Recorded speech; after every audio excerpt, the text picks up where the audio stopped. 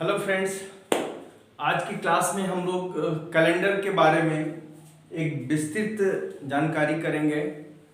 इस पे बेस्ड जो क्वेश्चंस बनते हैं वो जनरल नॉलेज के भी बनते हैं और एप्टीट्यूड के भी फॉर्म होते हैं। मैथमेटिकल कैलकुलेशन भी ठीक ठाक है, इसमें अच्छा खासा कैलकुलेशन करके हम लोग कैलकुलेट करते हैं। फर्स्ट ऑफ ऑल कि कैलेंडर कहते किसे हैं, तो कैलेंडर क्या है? दिन, सप्ताह, माह और वर्ष। तो इनमें परस्पर जो संबंध प्रदर्शित करे उसे हम लोग, उस साधन को हम लोग कैलेंडर कह सकते हैं। तो कैलेंडर की बात करें कि आदिकाल से ही जैसे जैसे संस्कृति और सभ्यता का विकास हुआ, मानव अपने आप को या अपने जीवन को कालचक्र और समय के प्रति जवाबदेही महसूस करने लगा, जिसके कारण कई वर्षों तक लगातार शोध और उसमें संशोधन के उपरांत कई तरह के कैलेंडर्स बनते गए और इस वर्तमान जो कैलेंडर हम लोग प्रयोग में ला रहे हैं ये तक हम लोग पहुंच पाए। इसमें हजारों वर्ष लगे हैं यहां तक पहुंचने में, इसको वैज्ञानिक रूप देने में, गणनात्मक कैलकुलेशंस के आधार पर। अब आज विश्व में कई प्रकार के कैलेंडर प्रचलित हैं जिनका अपना एक महत्वपूर्ण योगदान है इस दिशा में, अपना एक इतिहास है। भारतीय उपमहाद्वीप का जो पंचांग था वो विक्रम संवत है, जो पंचांग पहले से ही चला आ रहा है। इसके अलावा भी भारत में कई तरह के कैलेंडर्स अभी भी विद्यमान हैं, पंचांग विद्यमान है। बंगाली कैलेंडर अलग है, बौद्धिज्म कैलेंडर अलग है, तमिलियन अलग है, मैथिली कैलेंडर है।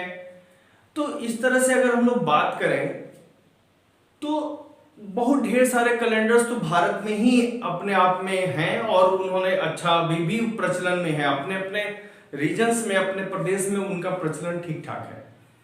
लेकिन कैलेंडर की दृष्टि से जो बात करें, इस पे किस तरह से काम हुआ, किस तरह से आगे ये बढ़ा है, उसके लिए हम लोग जानकारी करेंगे।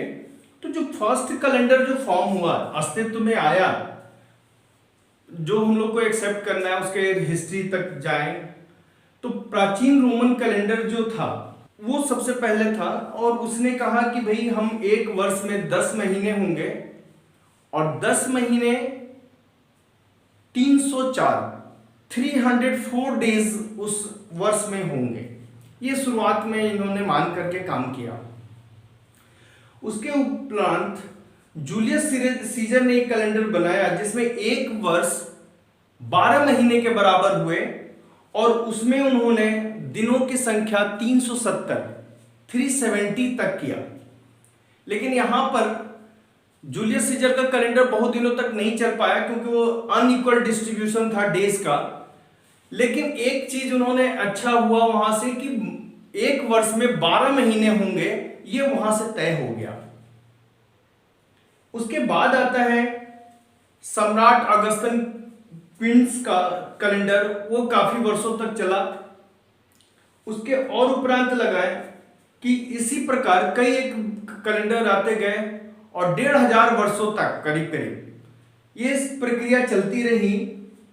प्रयोग और संशोधनों के आधार पर कैलेंडर को सरल, स्पष्ट, तार्किक और वैज्ञानिक आधार तब मिला जब रोम के 13वें पाप ग्रेगरी 13th जो पॉप थे ग्रेगरी ने एक कैलेंडर बनाया और उसको एक नवीन रूप वैज्ञानिकता के आधार पर, गणना के आधार पर प्रस्तुत किया।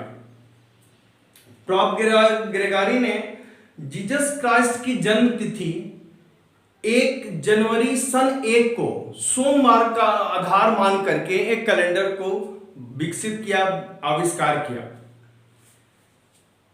अब कैलेंडर में जो बात आई कि इन्होंने भी जूलियस सीजर के कैलेंडर की तरह ही एक वर्ष में 12 महीने माने और उस आधार पर इन्होंने काम करना शुरू किया।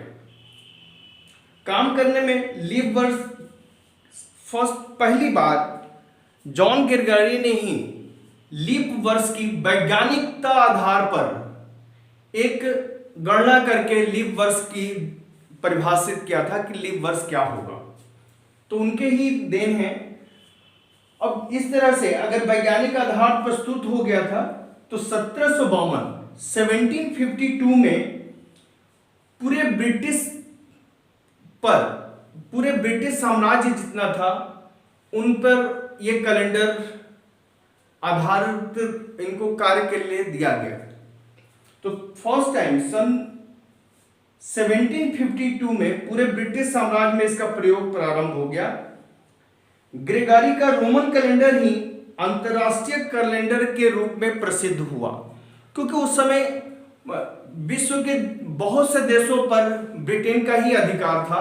तो इसलिए जो ब्रिटेन ने काम किया कि उनके पास जो भी चीजें थी वो दूसरे कंट्रीज को, दूसरे देश को न चाहते हुए भी अडॉप्ट करना पड़ता था। तो इस तरह से पूरे विश्व में अंतरराष्ट्रीय स्तर पर उसको एक्सेप्टेंस मिल गई। भारत का राष्ट्रीय कैलेंडर ग्रेगोरियन कैलेंडर के साथ साथ 22 मार्च 1957 मतलब आजादी के 10 साल बाद भारत का राष्ट्रीय कैलेंडर ग्रेगरी के साथ साथ अपना लिया गया कि ग्रेगरी का भी कैलेंडर हम लोग भाई ठीक है हम लोग यूज करेंगे और हमारा जो अपना पंचांग है उसका भी हम लोग प्रयोग करेंगे। ये दोनों ही चीजें एक्सेप्ट की गई। अब कुछ चीजें गणना के आधार पर, मैथमेटिकल आधार पे हम लोग बात करेंगे कि सौर वर्ष क्या होता है और साधारण वर्ष क्या होता है। तो एक दिन किसे कहेंगे? एक दिन क्या होता है? पृथ्वी की अपनी धुरी पर लगाए गए एक चक्कर के समय को एक दिन कहते हैं। देन बात आती है एक सौर वर्ष क्या है? तो पृथ्वी सूर्य को पूरा एक चक्कर लगाने में जितना समय लेती है वो एक सौर वर्ष हो गया। सूर्य का चक्कर solar day, 1 solar day is what? To complete 1 revolution around the sun. Time taken to complete 1 around the sun is known as solar year. तो सोलर वर्ष की बात हो गई, सौर वर्ष की बात हो गई।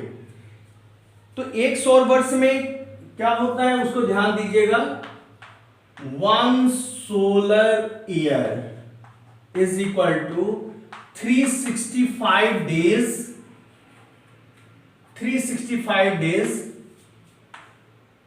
5 hours 48 minutes and 47 1/2 seconds। ये 1 solar year कहलाता है। क्या दिया हुआ है? 365 days, 5 hours 48 minutes and 47.5 seconds। जबकि एक साधारण वर्ष, एक जो ऑर्डिनरी ईयर्स या जनरल ईयर्स हम लोग मानते हैं, जनरल ईयर्स 365 डेज का हम लोग मान करके चलते हैं कि एक वर्ष में 365 दिन होते हैं। अब यहीं पे बात आती है कि लीप ईयर को क्यों जरूरत पड़ गई हमें कैलेंडर में। लीप ईयर या फरवरी को बार बार चेंज करना, कभी 28 कभी 29 क्यों पड़ गया? यहां पे देखिए ये डिफरेंस, ये 5 घंटे 48 मिनट 47 सेकेंड का जो डिफरेंस है हर साल कैलेंडर में आ रहा है। हर एक साल में हम लोग कैलेंडर जो है इतना हमारा पिछड़ जा रहा है। लेकिन अगर इसकी बात करें तो इसको हम लोग ये लिख सकते हैं 365.2422 डेज। अगर डेज में इसको हम लोग बदल दें तो ये आ रहा है। ये देखिए फ्रैक्शंस पार्ट जो आपके पास है, अभी तो ये 1/4 से थोड़ा सा कम है, लेकिन 4 साल में ये लगभग एक दिन के बराबर हो जाएगा। 4 ईयर में डिफरेंस क्या आ जाएगा? 1 ईयर का डिफरेंस है, 1 ईयर का डिफरेंस कितना आ रहा है? इसको माइनस कर दें, 0.2422 डेज का डिफरेंस हो रहा है एक साल में। तो 4 साल में क्या होगा? 4 ईयर में डिफरेंस हो जाएगा, इसको 4 से मल्टीप्लाई करिए, 9688 डेज हो जाएगा, जो लगभग आप देखिए ये एक दिन के बराबर हो गया। इसीलिए हम लोग हर 4 साल में एक दिन फरवरी को बढ़ा करके हम लोग आगे कैलकुलेशंस कर देते हैं। अब इससे क्या हो गया, एक दिन हमने बढ़ा दिया तो हमारा कैलेंडर कितना आगे बढ़ गया, कैलेंडर आगे की तरफ बढ़ गया है ना, क्योंकि इसको हम लोग एक दिन कंसीडर करके जोड़ ले रहे हैं। तो कैलेंडर आगे कितना बढ़ जा रहा है, 1 minus 0.9688 days equal to 0.0312 days. इतना ये कैलेंडर हमारा 4 साल में आगे बढ़ गया है। ये कैलेंडर हमारा 4 साल में आगे बढ़ गया इतना। अब इसको फिर से हमें संशोधित करना पड़ेगा, क्योंकि 4 साल में तो इतना हो गया, हम बात करें 400 साल में तो 3 दिन का फर्क हो जाएगा।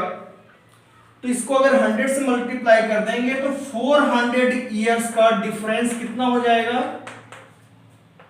3.12 डेज हो जाएगा। 400 साल में डिफरेंस 3 दिन का आ जाएगा, जो कैलेंडर हमारा आगे बढ़ गया। इसी कारण से हम लोग शताब्दी वर्ष 100, 200 और 300 को लीप ईयर नहीं मानते हैं।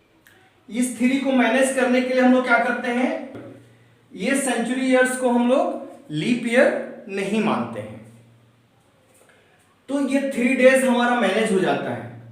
फिर भी हमारा कैलेंडर जो है 0.12 डेज 400 सालों में इतना आगे बढ़ चुका है। 400 सालों में डिफरेंस कितने का हो गया, डिफरेंस 0.12 डेज का हो रहा है।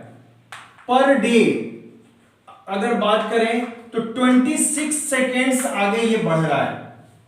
पर डे हमारा कैलेंडर 26 सेकेंड्स आगे बढ़ गया है। तो इस तरह से अगर जरूरत पड़ेगी तो 23 ईयर्स के बाद कैलेंडर में एक दिन का संशोधन करना पड़ेगा, कि कैलेंडर में 1 डेज प्लस करना पड़ेगा। विषम दिन कैसे निकालते हैं हम लोग, अब विषम दिन निकालने के लिए जिस दिन की भी बात हो रही है, हम जानते हैं कि 7 डेज होते हैं, और वो 7 डेज के बाद कोई भी डेज अगर निकालना है तो उसको रिपीटेशन में ले लेगा। जैसे आज 16 तारीख है, 16 तारीख वेडनेसडे है, 16 जून वेडनेसडे पड़ रहा है, तो फिर से जून में कब वेडनेसडे आएगा, आफ्टर 7 डेज। 16 में 7 प्लस कर दीजिए 23, तो 23 को भी वेडनेसडे होगा। देन 23 में फिर से 7 प्लस कर दे 30, मीन्स 30 को फिर से वेडनेसडे होगा। ये आपका 7 डेज वर्किंग है, कि 7 डेज ऐड करके हम लोग अगला दिन पा सकते हैं। अब हम लोग बात करते हैं ऑड डेज कैलकुलेशंस के लिए। तो अगर हम किसी भी पर्टिकुलर 10 दिन की बात कर लें तो ऑड डेज कितना होगा, 3, क्योंकि 7 डेज में साइकिल कंप्लीट हो जाएगी तो रिमेनिंग 3 डेज बचेंगे। किसी पर्टिकुलर मंथ की बात करें, जैसे जनवरी की बात करें कि ऑड डेज क्या होगा, तो जनवरी 31 डेज का मंथ है, 7 से डिवाइड करेंगे तो 4 साइकिल कंप्लीट हो जाएगी और रिमाइंडर क्या आएगा, 3। This 3 is known as odd days for January. Similarly फरवरी के लिए ऑड डेज ये 28 होता है या 29 होता है, तो इसका ऑड डेज या तो 0 होगा या 1 होगा। देन मार्च के लिए 31 होता है, तो ये 3 डेज देगा। अप्रैल अगेन ये 30 डेज का होता है तो 2 दे देगा। तो इस तरह से हम लोग ऑड डेज कैलकुलेट करते हैं कि किसी भी मंथ का ऑड डेज क्या होगा, उसके डेज में 7 से डिवाइड कर दीजिए, जो रिमाइंडर फॉर्म होगा बचेगा वो हमारा ऑड डेज कहलाएगा। तो इसी तरह से अप्रैल मई का निकाल सकते हैं, 31 डेज होता है, 31 डेज, देन 3 जून 30 डेज होता है तो 2 मिलेगा। सिमिलरली दिसंबर के लिए आप फॉर्म कर सकते हैं, 31 होता है और इसका 3 आएगा, तो ये ऑड डेज कहलाते हैं। देन आता है ऑड डेज ईयर्स के लिए। ये तो मंथ के लिए हमने ऑड डेज निकाल लिया, ईयर्स के लिए ऑड डेज होगा कि अगर जनरल ईयर है तो जनरल ईयर 365 डेज का होता है, इसको 7 से डिवाइड कर दीजिए तो ये 52 टाइम्स जाएगा और रिमाइंडर यहां पे 1 आएगा। तो this one is the odd days.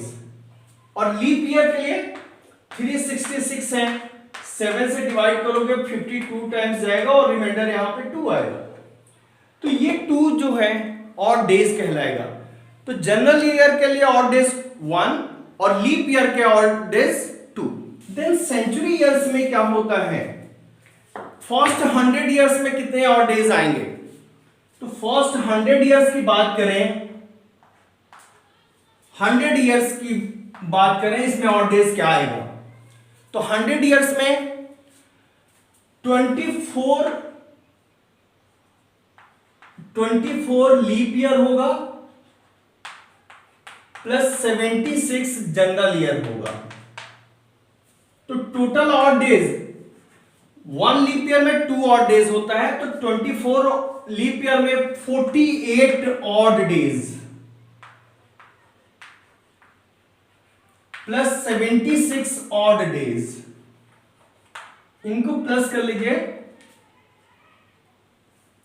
या इनको और रिड्यूस कर लीजिए। 7 से डिवाइड करेंगे तो क्या आएगा, 7 6 कंप्लीट साइकिल होगी और 6 ऑड डेज मिलेगा यहां से, 6 ऑड डेज। और इसको 7 से डिवाइड करेंगे तो अगेन 6 ऑड डेज, इनको फिर से प्लस कर लो तो टोटल 12 ऑड डेज हो गया। 12 को 7 से डिवाइड करेंगे तो फाइनली हमें 5 ऑड डेज मिलेगा। तो फर्स्ट 100 इयर्स में 5 ऑड डेज है। सिमिलरली 200 इयर्स में ऑड डेज कितने हो जाएंगे, 2 into 5 इज इक्वल टू 10 और 10 को 7 से डिवाइड करेंगे तो फाइनली रिमाइंडर 3 आ रहा है, तो ये ऑड डेज 3 हो गया। 300 में ऑड डेज तो 5 into 3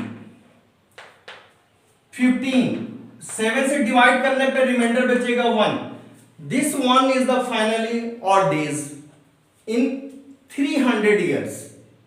और 400 इयर्स की बात करें तो 4 into 5, ये 5 है आपका, ये टोटल ऑड डेज जो आ रहा है, तो ये हो गया 20। और 400 खुद भी अपने आप में एक लीप ईयर है, तो लीप ईयर का एक ऑड डेज बढ़ जाएगा, दिस वन इज 21 और 21 को 7 से डिवाइड करेंगे तो रिमाइंडर 0। तो 400 के मल्टीपल्स में जो भी सेंचुरी ईयर्स आएंगे उन सभी का ऑड डेज 0 होगा। अब इसमें प्रॉब्लम्स जो फॉर्म होती हैं कि आपको कोई पर्टिकुलर दिन निकालना होता है कि इस दिन कौन सा, इस डेट को कौन सा दिन होगा, पर्टिकुलर डेट को कौन सा दिन होगा, ये कैलकुलेशन है। जैसे हमारे लिए बहुत अच्छा है कि 15 अगस्त 1947, इस दिनांक को, इस डेट को कौन सा दिन होगा, find the day, name of the day. तो इसको कैलकुलेट करना है कैलेंडर के रिस्पेक्ट में। तो ये 1947 की बात हो रही है, तो कितने इयर्स कंप्लीट हो चुके होंगे, 1946 इयर्स कंप्लीट हो गया होगा। देन अगस्त की बात हो रही है तो जुलाई तक का समय व्यतीत हो गया होगा, कंप्लीट हो गया होगा। और ये 15th डेट की बात हो रही है जो अगस्त का है। तो ये कैलेंडर इसकी बात करें तो इसको ब्रेक कर सकते हैं हम लोग 1600 प्लस 300 प्लस 46 में। ये ऑड डेज 0 देगा। 300 में ऑड डेज कितना था, 1। और इस 46 में ऑड डेज कैलकुलेट करना है तो इसमें लीप ईयर कितने हो गए, 11 और जनरल ईयर हो गया 35। इसका डबल हो जाएगा लीप ईयर, 1 लीप ईयर में 2 ऑड डेज, तो टोटल ऑड डेज हो गया 11 22 और ये 35 as it is. Reduce it, ये 1 देगा और यहां से 0 मिलेगा। तो ये आपने ईयर का कैलकुलेशन कर लिया कि ये ऑड डेज फाइनल आपके पास आ गया, यहां से 0 आ गया, यहां से 1 मिल गया, ये 1 मिला, ये 0 मिल गया। देन इस मंथ्स की बात हो रही है, तो जनवरी, फरवरी, मार्च, अप्रैल, मई, जून, जुलाई, ये आपके पास ऑड डेज आ गया। टोटल कितना हो गया? 5, 10 और ये 16। इसको 7 से डिवाइड करेंगे तो फाइनल ऑड डेज इज 2। फिर डेट में बात करें, इसमें 7 से डिवाइड करेंगे तो 1 आएगा। तो total odd days is what? Total odd days is equal to, plus कर लीजिए, 0 plus 1 plus 1 plus 0 plus 2 plus 1। ये टोटल आपको दिया हुआ है 1 2 3 4 एंड 5। ये 5 आ गया। अब यहां पे ध्यान रखना है कि जो भी कैलकुलेशंस के बाद आ रहा है तो इस साइकिल का ध्यान रखिएगा। 0 होगा देन संडे, 1 पे मंडे, 2 होने पे ट्यूसडे एंड 3 होने पे वेडनेसडे, 4 पे Thursday, 5 Friday and 6 is Saturday. तो ये साइकिल आपको याद रखना है, यही हर जगह यूज होना है। तो हम लोगों ने कैलकुलेशन में पाया कि 5 आया है।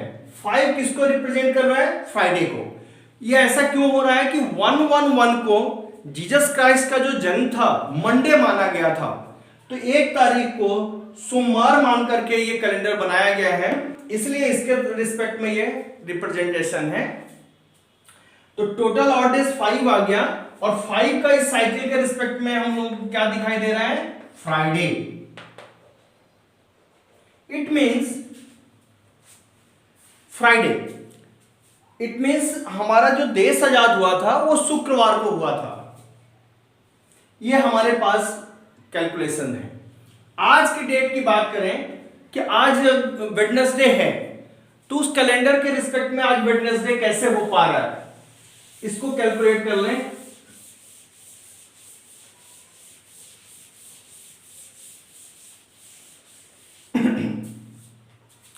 आज के कैलेंडर का क्या डेट है? 16 जून 2021, ये आज का कैलेंडर है। इस पे कितने इयर्स कंप्लीट हो चुके होंगे? इतने वर्ष बीत गए कैलेंडर के। जून मंथ की बात हो रही तो मई तक का टाइम 5 मंथ्स कंप्लीट हो गए और 16th डेट की बात हो रही है। इसे हम लोग 400 के मल्टीपल में और रिमेनिंग पार्ट में लिख सकते हैं। ये हो गया 200,000 प्लस 20। ये आपके पास बात कर रहा है जनवरी, फरवरी, मार्च, अप्रैल, मई, और इसको 7 से डिवाइड करोगे तो ऑड डेज 2 आएगा। इसको प्लस कर लें, 3 + 3 6, 3 9 2 11, 7 से डिवाइड करेंगे, दिस इज 4। और यहां पे बात करें तो यहां से ऑड डेज 0, यहां पे 5 और 15, 10 odd days and 15 odd days, total हो गया 25। 25 को डिवाइड करेंगे 4। अब इसको आप कैलकुलेट करिए, 4 4 8 to 10 हो गया। Total odd days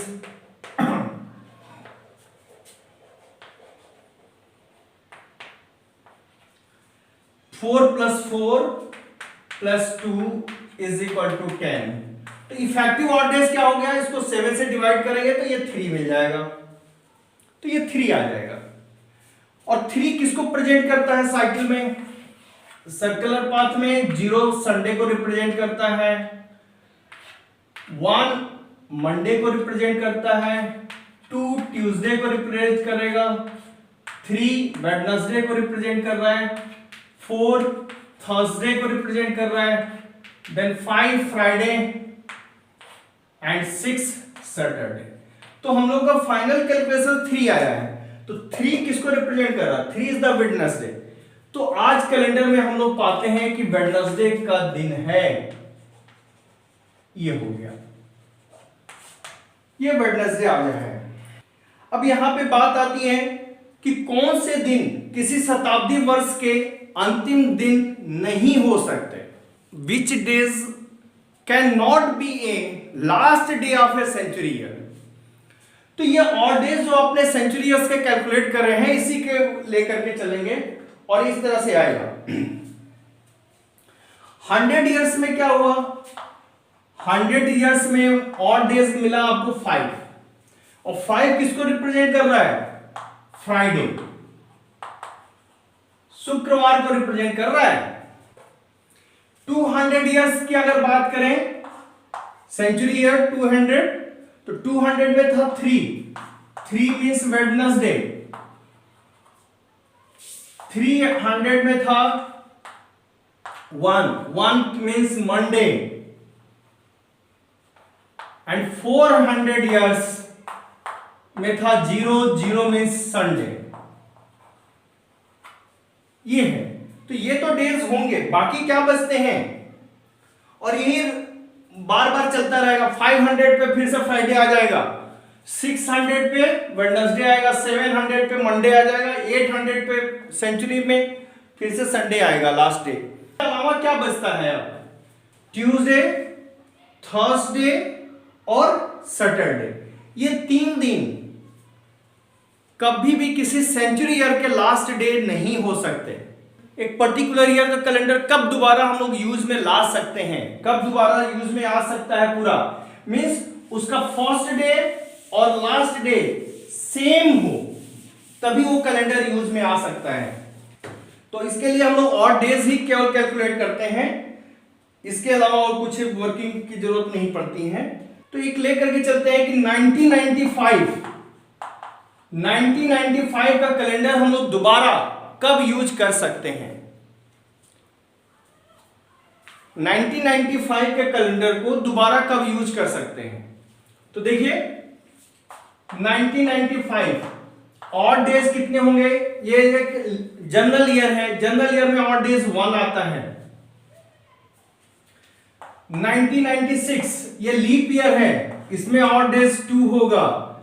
1997 7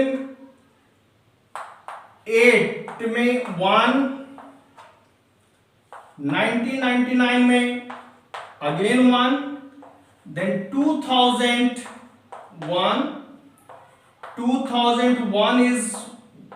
2000 is a leap year और इसके ऑड डेज होंगे 2।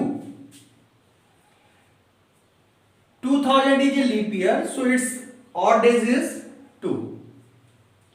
2001 में 1, 2002 में 1 फिर से, 2003 1, 2004 2 हो जाएगा, और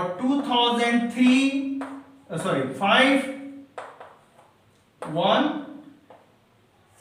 तो ये इस टाइप से हमने कुछ लिख लिए, और जहां पर भी 7 आ जाएगा, 7 का मीन्स हो गया ऑड डेज 0, तो उसके बाद वाला ईयर्स कंप्लीट एक जैसा दिखाई देगा।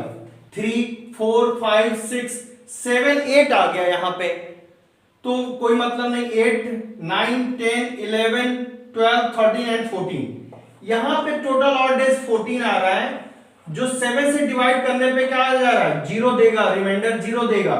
इट मींस 2006 का कैलेंडर एज इट इज होगा जैसा 1995 का है। 1995 का कैलेंडर रिपीट हो जाएगा 2006 के कैलेंडर के साथ। 1995 का जनवरी 1 डे और दिसंबर का लास्ट डे सेम होगा कैलेंडर 2006 के। ओके, तो इसको एंजॉय करिए। आप अपने डेट ऑफ बर्थ को निकालिए कि किस दिन पड़ा होगा, अपने फैमिली का निकालिए, अगर आप लोग कुछ पूछते हैं तो हम इस पर और काम किया जाएगा। Okay, thank you, enjoy.